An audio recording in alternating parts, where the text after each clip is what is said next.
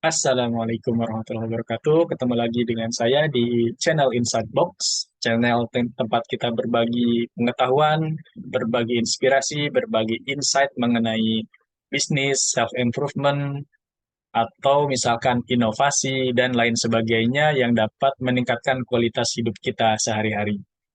Nah, pada kesempatan kita kali ini, saya akan mencoba membahas tentang inovasi, terutama kultur inovasi. Karena apa? Karena sekarang kita sudah tahu setiap organisasi menginginkan adanya kultur inovasi pada organisasinya. Setiap perusahaan, setiap eh, universitas atau misalkan lembaga pendidikan, bahkan kalau kita lihat sekarang ini banyak tech company yang berlomba-lomba untuk melakukan inovasi dan menumbuhkan kultur inovasi di perusahaannya karena itu merupakan strength point mereka di market gitu. Nah, mengenai kultur inovasi ini mungkin ada beberapa hal yang sering disalahpahami itu.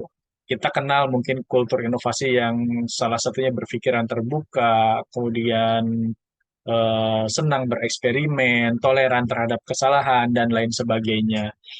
Nah, bagaimana kita mengukur bahwa kultur itu sudah tepat atau misalkan kultur itu tidak disalahgunakan atau misalkan kita salah mengukur kesalahan-kesalahan yang ditimbulkan akibat eksperimen yang kita lakukan. Apakah itu kesalahan itu diakibatkan eh, oleh emang atau ketidakkompetenan kita dalam melakukan eksperimen, atau memang itu kesalahan yang bisa membuat kita belajar dari eksperimen, ya, itu contohnya.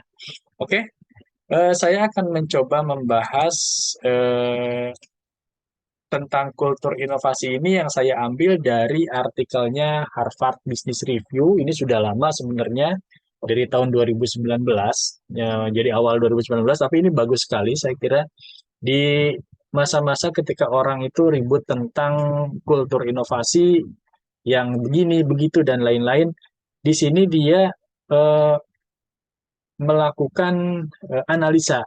Ya, jadi bagaimana sih sebenarnya dengan kultur yang sering digembar-gemborkan tersebut? Dan bagaimana kita memvalidasi bahwa kultur itu sudah tepat gitu kan. Nah, di sini judulnya The Hard Truth About Innovation Culture. Jadi kebenaran yang keras atau yang sesungguhnya tentang kultur inovasi.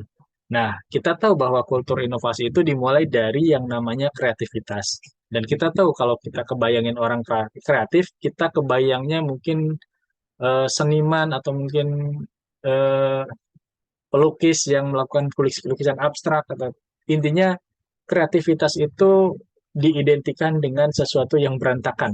Nah, untuk bisa mengorganize kreativitas ini untuk menghasilkan inovasi yang tepat, maka dibutuhkan yang namanya disiplin dan manajemen. Nah, mungkin ini agak banyak orang yang mungkin tidak setuju. Kalau kreativitas dibatasi, maka dia akan menghambat inovasi.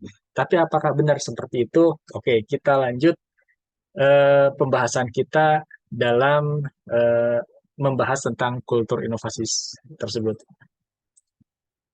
Nah, kreativitas itu bisa sangat berantakan, maka dia butuh disiplin dan manajemen. Ini merupakan tagline-nya yang di Harvard Business Review di artikelnya tersebut.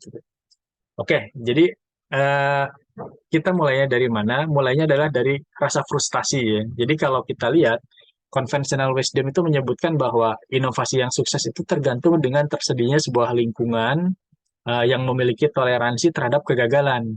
Jadi dia toleran terhadap kegagalan dan punya keinginan atau mengembrace yang namanya eksperimen. Kemudian lingkungan itu kita merasa aman untuk berpendapat dan bisa berkolaborasi, kemudian struktur organisasi non hierarkis. Tapi sebenarnya apakah itu semua cukup gitu? Bagaimana kita memvalidasinya gitu kan? Itu rasa frustasinya. Cuma dari eh, apa namanya kebijaksanaan konvensional tuh kita ada sesuatu yang missing. Yang missingnya apa? Jadi masing-masing perilaku yang serba memudahkan tersebut sebenarnya harus diimbangi oleh perilaku yang tight atau misalkan ya mungkin kurang menyenangkan ya. Jadi nggak semuanya di bebas-bebas sebebas-bebasnya gitu kan. Nah, apa saja yang harus kita batasi contohnya ya misalkan, oke kita toleran terhadap kegagalan gitu. Tapi kegagalan itu tidak boleh disebabkan oleh inkompetensi atau ketidakkompetenan dari orang yang melakukan inovasi itu. Oke, kita misalkan bebas melakukan eksperimen, tapi eksperimen dengan disiplin, gitu. Jadi nggak semena-mena, apa namanya, nggak asal-asalan dan lain-lain. Nah, kemudian kita juga harus merasa aman berpendapat, tapi di sisi lain juga kita harus menerima pendapat orang lain atau misalkan keterus-terangan yang diungkapkan orang lain terhadap kita atau inovasi yang kita lakukan. Jadi di sini disebutnya brutal candor ya. Nah, kemudian kita juga tadi apa? Salah satu kulturnya adalah kolaborasi dan non hierarkis misalkan. Maka meskipun kita berkolaborasi dan struktur organisasinya datar atau flat atau non hierarkis, tapi tetap harus ada akuntabilitas individu. Jadi setiap individu harus tetap memiliki tanggung jawab dan peran masing-masing. Nah, kemudian meskipun organisasinya flat, seolah-olah semuanya sama, seolah-olah tidak ada kepemimpinan, tapi sebenarnya dalam organisasi yang flat justru dibutuhkan kepemimpinan yang kuat. Nah, ini yang hilang dari apa yang sering digembar-gemborkan oleh kultur inovasi yang sekarang. Nah, di sini kemudian artikel itu mengarahkan kepada pemimpin apa yang diharuskan dilakukan oleh pemimpin untuk menjaga agar budaya inovasi tersebut sesuai dengan tracknya gitu. Jadi tidak asal-asalan. Nah, budaya ini budaya seperti ini yang di sisi lain kita memberikan kebebasan, tapi di sisi lain kita mengekang dengan disiplin dan manajemen, bisa menghasilkan ketegangan dalam organisasi. Jadi ini benar-benar harus dikelola dengan hati-hati. Ketidakpastian, misalkan nanti ada kebingungan juga, itu harus ditangani dengan tegas oleh pemimpin, tapi harus transparan. Nah, misalkan orang-orang yang nggak bisa adaptasi, ya mungkin kita harus pisahkan mereka gitu. Nah, mungkin juga ada eh, keinginan atau temptation atau dorongan untuk melakukan sesuatu yang kita mengambil jalan pintas gitu. Maka ini pun harus dihindari gitu. Itu adalah peran pemimpin. Jadi di sini kita melihat nanti bagaimana kultur itu dijalankan dan bagaimana pembatasannya dan bagaimana peran pemimpin dalam mengawal kultur inovasi di dalam sebuah perusahaan. Yang pertama, kita masuk ke yang pertama ya. Oke, kita dalam budaya inovasi, kita toleran terhadap kegagalan. Tapi kita tidak toleran terhadap kegagalan yang disebabkan oleh inkompetensi atau ketidakkompetenan dari si pelaku inovasi. Nah, nah, kita ingat bahwa inovasi itu pasti melibatkan medan eksplorasi yang tidak pasti dan mungkin belum diketahui. Makanya nggak mengherankan kalau inovasi terjadinya di inovasi itu kegagalan itu merupakan eh, sesuatu hal yang lumrah gitu kan dalam budaya inovasi. Mungkin kita juga tahu ya beberapa inovator dan hasil inovasinya yang dikenal publik pernah mengalami kegagalan yang sama. Nah, contohnya, saya nggak tahu apakah masih ada yang ingat dengan mobil mini Apple atau Google Glass atau mobil phone-nya Amazon Fire gitu kan? Atau mungkin jangan-jangan kita nggak kenal sama sekali karena mereka produk-produk tersebut gagal sebenarnya dalam proses inovasinya. Mungkin yang kita kenal hanya Google Glass yang dulu sempat viral, kemudian hilang dan dihentikan risetnya itu. Itu adalah kegagalan-kegagalan dalam inovasi. Nah, apakah itu wajar? Apakah itu boleh? Ya kita bisa analisa ya. Apakah yang melakukan inovasi atau misalkan eksperimen dan gagal itu adalah orang-orang yang kompeten? Jika iya, maka ya inovasi itu menghasilkan pembelajaran atau misalkan kegagalan tersebut menghasilkan pembelajaran untuk inovasi selanjutnya. Nah, namun demikian, kalaupun semua organisasi atau perusahaan toleran terhadap kegagalan dalam proses inovasi, tetapi merek mereka nggak bakalan toleran akan ketidakkompetenan dari pelaku inovasinya. Nah, biasanya perusahaan-perusahaan besar tersebut memperlakukan performa standar kerja yang tinggi. Misalkan mereka dari pertama aja udah merekrut talenta terbaik yang mereka bisa. Makanya ketika mereka mengeksplorasi ide-ide yang berisiko dan kemudian gagal, itu hal biasa. Tetapi kalau misalkan kegagalan itu disebabkan oleh keterampilan dari si pelaku inovasi yang biasa-biasa aja atau misalnya buruk, maka itu namanya di luar apa namanya hal yang patut ditoleran. Atau misalkan kegagalan itu disebabkan oleh pemikiran yang ceroboh atau misalkan kebiasaan kerja tim yang buruk atau bahkan manajemen yang buruk, maka itu menjadi masalah. Nah, di sini di perusahaan-perusahaan yang besar itu orang yang tidak memenuhi harapan pasti akan dipecat atau dipindahkan tuh perannya tuh biasanya yang mungkin lebih sesuai dengan kemampuan mereka tuh. Nah, contohnya ya misalkan di Amazon ya. Nah, karyawan itu kalau di Amazon diberi peringkat berdasarkan force curve ya. Jadi ada semacam kurva yang di sana mereka mendistribusikan karyawannya ada di daerah mana. Nah, ketika mereka melihat ada karyawan-karyawan jatuh atau menepati di bagian bawah distribusi, maka mereka disingkirkan. Jadi benar-benar meritokrasi ya. Jadi berdasarkan ya talent dari karyawannya. Nah, mungkin yang paling sering kita dengar adalah Google. Google sampai saat ini dikenal memiliki budaya yang sangat ramah terhadap karyawannya.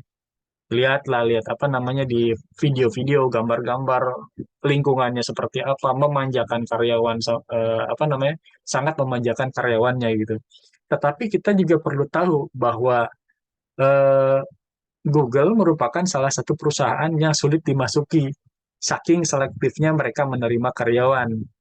Nah, kalau kita pernah baca di salah satu buku tentang eh, bagaimana bekerja di Google, mereka bahkan merekrut karyawan itu bisa sampai berbulan-bulan bahkan bertahun-tahun gitu. Jadi misalkan interview satu karyawan, bisa jadi keputusannya ada 6 bulan kemudian atau 1 tahun kemudian, saking selektifnya Google melakukan rekrutmen karyawan.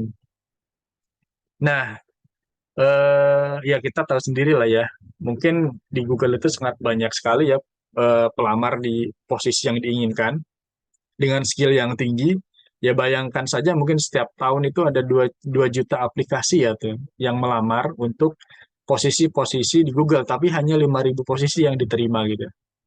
Nah, di Google juga memiliki kinerja yang sangat ketat. Dia itu seperti ya Amazon juga, dia memindahkan orang ke posisi lainnya jika mereka melihat orang tersebut tidak perform di posisi yang sekarang. Nah, di perusahaan lain juga sama, di Pixar misalkan. Nah, sutradara yang atau sutradara yang membuat project tidak on track, biasanya mereka langsung diganti itu. Jadi di sini jelas bahwa perusahaan harus menetapkan standar kualitas yang tinggi untuk karyawan mereka. Nah, masalahnya nggak semua perusahaan memahami hal ini. Ketika perusahaan itu belum seselektif Google, belum setight Amazon, belum sekeras Pixar untuk menjamin kualitas karyawannya, terus mereka ikut-ikutan perusahaan-perusahaan besar ini untuk toleran terhadap kesalahan gitu, tanpa melakukan assessment terhadap skill dari orang-orang yang melakukan inovasi tersebut. Nah, jadi itu yang harus diperhatikan. Kita boleh toleran terhadap kesalahan, tapi pastikan bahwa toleransi apa kesalahan itu bukan dibuat karena ketidakkompetenan dari karyawan atau pelaku inovasinya. Yang kedua adalah keinginan untuk bereksperimen, tapi harus dibatasi atau misalkan dikawal oleh disiplin. Nah, organisasi dengan kultur inovasi pasti mendorong gitu karyawan atau misalkan orang-orangnya untuk em, merasa nyaman dengan ketidakpastian atau ambiguitas sehingga mereka bisa melakukan eksperimen-eksperimen ya. Nah, mereka juga sudah dipastikan eh, sudah diharuskan ya tidak seolah-olah mengetahui semua jawaban. Jadi mereka harus melakukan eksperimen untuk memvalidasi hipotesa yang mereka punya gitu. Nah, mereka bereksperimen misalkan untuk belajar agar dapat menghasilkan produk atau jasa yang bisa dapat segera dipasarkan dengan baik. Nah, jadi produknya itu pasti divalidasi berkali-kali. Nah, namun misalkan eksperimen ini tidak berarti bekerja seperti yang tadi saya bilang itu, pelukis amatir yang secara acak melempar cat ke kanvas gitu. Nah, kalau tanpa disiplin, hampir semua hal bisa dianggap sebagai eksperimen gitu. Tapi kan nggak semua eksperimen seperti itu gitu kan maksudnya. Tidak bisa semua hal dijadikan eksperimen juga gitu kan. Makanya kedisiplinan ini akan mengawal eksperimen dengan hati-hati didasarkan pada potensi dari nilai pembelajaran yang mungkin dikandung oleh eksperimennya. Jadi biasanya kalau organisasi yang disiplin ini dia pasti akan merancang dengan ketat untuk mendapatkan informasi sebanyak mungkin ya dari eksperimen yang dilakukan, bagaimana step-stepnya, bagaimana mengukur metriknya. Karena apa? Karena mereka mengeluarkan biaya untuk ini. Jadi mereka harus bisa membandingkan hasil yang dihasilkan dari eksperimen dengan biaya yang dikeluarkan itu. Itu sejak awal harus dilakukan seperti itu. Nah, ketika kita sudah memiliki kriteria yang jelas sejak awal untuk memutuskan apakah eksperimen ini akan dilanjutkan, dimodifikasi, atau bahkan mungkin ide yang dieksperimenkan itu akan dibunuh atau dibuang, nah, mereka langsung menerima fakta dari hasil eksperimen ini, artinya mereka mengakui bahwa mungkin hipotesa awal mereka salah, dan mungkin proyek yang dulunya tampak menjanjikan harus dibuang, atau dilanjutkan, atau mungkin dialihkan ke arah lainnya. Nah, jadi tingkat kedisiplinan di sini adalah disiplin untuk bagaimana cara kita menilai, merancang, melakukan, dan menilai hasil eksperimen, dan bagaimana menjalankan hasil eksperimen yang sudah dilakukan. Misalkan kalau kita menemukan proyek-proyek yang dalam eksperimen itu tidak dapat tervalidasi, artinya gagal, maka kita harus berusaha membuang proyek yang sedang berjalan tersebut dan mencoba hal-hal baru lainnya misalkan. Nah, ada contoh perusahaan yang disebutkan di artikel ini adalah Pioneering, ya dia di Cambridge, Massachusetts. Dia itu eh, perusahaan eh, yang model bisnisnya menciptakan usaha baru berdasarkan temuan-temuan atau ilmu-ilmu baru gitu. Nah, mereka sering melakukan eksperimen, tapi eksperimen yang mereka lakukan itu dikawal dengan disiplin yang ketat gitu. Nah, biasanya si flagship ini umumnya nggak meminta bisnis plan dari pengusaha independen, tapi lebih nyaman untuk menggunakan tim internal mereka atau ilmuwan mereka untuk menemukan peluang-peluang usaha baru. Nah, perusahaannya itu memiliki proses eksplorasi yang formal gitu, di mana mereka punya tim-tim kecil ilmuwan di bawah arahan salah satu mitra melakukan penelitian tentang masalah-masalah utama, baik sosial, ekonomi, misalkan gizi. Selama eksplorasi ini, tim tidak membaca literatur tentang topik ataupun melibatkan penasihat ilmiah gitu untuk menyusun apa namanya untuk menyusun wawasan baru, tapi mereka melakukan eksplorasi yang awalnya tidak dibatasi. Jadi semua ide betapapun misalkan kelihatannya nggak masuk akal atau emang benar-benar nggak masuk akal selalu diapresiasi. Nah, berdasarkan CEO-nya namanya Nobar Avien, jadi di awal eksplorasi kami tidak pernah bertanya apakah ini benar atau apakah ada data untuk mendukung ide ini, atau kami tidak mencari makalah akademik untuk membuktikan bahwa sesuatu itu benar. Sebaliknya, kami bertanya pada diri sendiri, bagaimana jika ini benar? Atau kalau saja ini benar, apakah akan bernilai? Nah, itu yang dikatakan oleh si Nobar Avian, si CEO-nya dari flagship tadi. Nah, dari proses ini, tim diharapkan dapat merumuskan hipotesis yang dapat diuji itu. Nah, makanya di sini eksperimen itu menjadi inti dari eksplorasi dari si flagship company tadi. Karena disinilah proses bagaimana ide-ide dirumuskan, kemudian dimusnahkan, dirumuskan kembali, kemudian berevolusi gitu. Nah, tapi ada satu hal yang penting yang perlu kita garis bawahi di sini bahwa si flagship ini berbeda dalam hal paling mendasar dari apa yang sering kita lihat di perusahaan lain. Nah, pertama, flagship tidak menjalankan eksperimen untuk memvalidasi ide awal. Sebaliknya, tim diharapkan merancang eksperimen mematikan. Jadi, eksperimen mematikan itu maksudnya selesai eksperimen, kalau misalkan si proyeknya itu nggak bagus, ya langsung dimatikan. Nah, ini gunanya apa? Untuk memaksimalkan kemungkinan menyingkirkan ide-ide yang lemah secara cepat dan mencoba ide-ide baru gitu. Nah, yang kedua, nggak seperti banyak perusahaan mapan yang mendanai usaha baru secara besar-besaran dengan keyakinan keliru bahwa lebih banyak sumber daya diterjemahkan ke dalam lebih banyak kecepatan dalam kreativitas tuh. Flagship nggak kayak gitu. Dia biasanya merancang eksperimen, kemudian kalau misalkan nggak sesuai proyeknya itu dengan hasil eksperimennya, dia buang proyek tersebut dengan biaya kurang dari 1 juta dolar dan memakan waktu kurang dari 6 bulan. Jadi proses eksperimen itu nggak bakalan lebih dari 1 juta dolar dan nggak bakalan lebih dari 6 bulan. Nah, pendekatan yang lean ini atau ramping ini memungkinkan perusahaan untuk melakukan eksperimen pada lebih banyak ide dengan lebih cepat. Makanya kalau gagal, ya coba lagi yang baru. Jadi nggak lama-lama nyobain hal-hal yang sama, eksperimen yang sama untuk membuktikan bahwa ini project bagus gitu. Bukan, justru tujuannya adalah mencari bahwa project ini kalau lemah ya dibuang gitu. Nah, eh, yang ketiga, jadi data eksperimen di flagship ini dia bersifat sakral.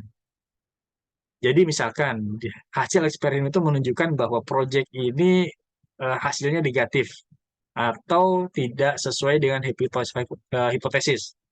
Maka tim itu diharapkan untuk segera membuang atau merumuskan kembali ide-ide mereka berdasarkan data tersebut. Gitu. Nah mungkin kalau kita lihat di banyak organisasi, mungkin ketika mendengar ada wah ini datanya apa namanya hasil eksperimen jelek. Nah, mereka biasanya ngotak-ngatik datanya biar kelihatan bagus gitu. Untuk menjaga agar misalkan proyeknya tetap berjalan. Nah, di flagship nggak kayak gitu. Nah, yang terakhir, anggota flagship itu sendiri memiliki insentif yang kuat untuk disiplin tentang programnya. Mereka nggak dapetin keuntungan finansial speser pun ketika mereka bertahan misalkan dengan program yang buruk atau gagal. Ya kalau gagal, mereka nggak ada nothing tulus untuk membuang proyek itu gitu. Nah, ini berbeda sekali misalkan dengan di perusahaan-perusahaan yang lain, yang ketika misalkan hasil eksperimen dari program yang kita ajukan itu gagal, mereka seolah-olah diserang secara pribadi gitu. Jadi mereka seolah-olah kehilangan status atau bahkan mungkin pekerjaannya karena proyek yang mereka pegang itu secara hipotesis tidak bisa divalidasi atau misalkan hasil eksperimennya buruk. Nah, di flagship nggak kayak gitu. Makanya ini salah satunya yang harus diperhatikan. Jadi eksperimen dan disiplin itu dua hal yang harus berjalan berdampingan. Nah, itu yang kedua. Yang ketiga, misalkan eh, kultur inovasi membutuhkan eh, keamanan secara psikologi. Tapi di sisi lain juga butuh keterus-terangan sebenarnya. Memang sih keamanan secara psikologi adalah kultur organisasi yang ini ya, yang apa didorong untuk agar individu merasa mereka dapat berbicara jujur dan terbuka tentang masalah apapun ya, tanpa mereka takut akan hukuman. Jadi beberapa dekade yang lalu ada Profesor Amy Edmondson dari Harvard Business School menunjukkan bahwa secara psikologis lingkungan yang aman tidak hanya membantu organisasi untuk menghindari terjadinya asatropik error, tetapi juga mendukung pembelajaran dan inovasi. Ya, kita tahu kita semua sukalah kebebasan untuk mengungkapkan pikiran tanpa rasa takut ya. Kita semua ingin didengar. Tapi masalahnya keamanan psikologis ini harus bersifat dua arah.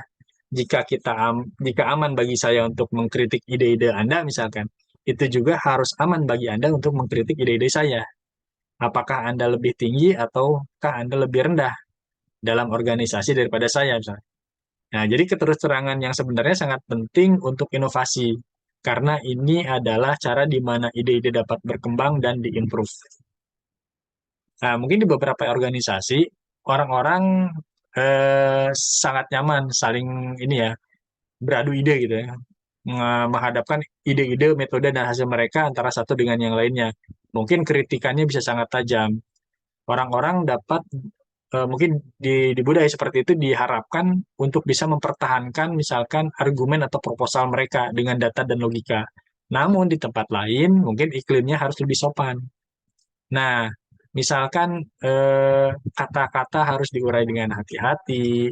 Kalau bisa kritik sebisa mungkin dihindari, setidaknya di tempat terbuka ya. Kemudian kalau kita menantang terlalu kuat terhadap suatu ide-ide, maka kita akan kelihatan sebagai bukan bagian dari tim gitu. Nah, dalam hal inovasi, organisasi yang menjunjung tinggi kejujuran atau keterus-terangan sampai kapanpun akan mengungguli organisasi yang kelihatannya itu baik-baik saja gitu, yang terlalu sopan dan lain-lain itu. Jadi sebenarnya nggak bertolak belakang antara bersikap terus terang dan hormat. Sebenarnya memberikan atau menerima kritik secara terus terang itu kan sebenarnya juga salah satu tanda penghormatan ya.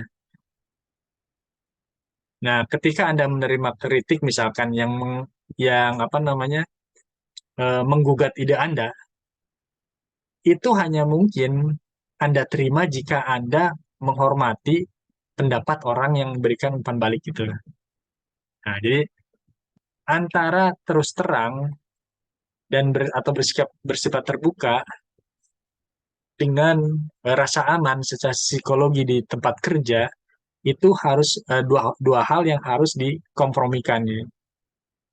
Nah,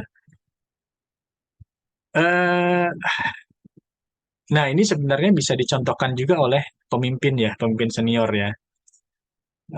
Contohnya pemimpin senior itu harus bersedia atau mampu untuk mengkritik secara konstruktif gagasan orang lain dengan sopan itu. Nah, ini salah satu cara untuk mendorong jenis eh, budaya di mana meminta kritik terhadap gagasan atau usulan sendiri itu menjadi biasa. Nah, ini contohnya ada kasus misalkan Jenderal Eisenhower yang kita tahu pada Perang Dunia II ya kalau nggak salah, ketika memberikan pengarahan kepada perwira tinggi pasukan sekutu 3 minggu sebelum invasi Normandia ya. Nah, kalau seperti yang diceritain di biografinya itu, si jenderal ini mulai rapat dengan mengatakan seperti ini. Saya menganggap adalah tugas setiap orang yang melihat kekurangan dalam rencana ini tidak ragu untuk mengatakannya. Gitu. Saya tidak memiliki simpati dengan siapapun, apapun statusnya, yang tidak rela menerima kritik. Kami di sini untuk mendapatkan hasil terbaik. Nah, jadi di sini Eisenhower itu nggak cuma ngundang kritik atau meminta masukan. Ini dia benar-benar menuntutnya gitu.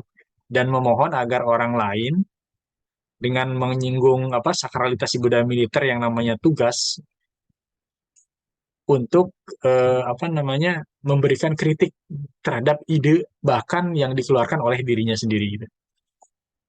Nah, yang keempat itu mengenali kolaborasi. Kolaborasi penting, tapi harus tetap apa namanya melihat juga accountability dari individual. Gitu.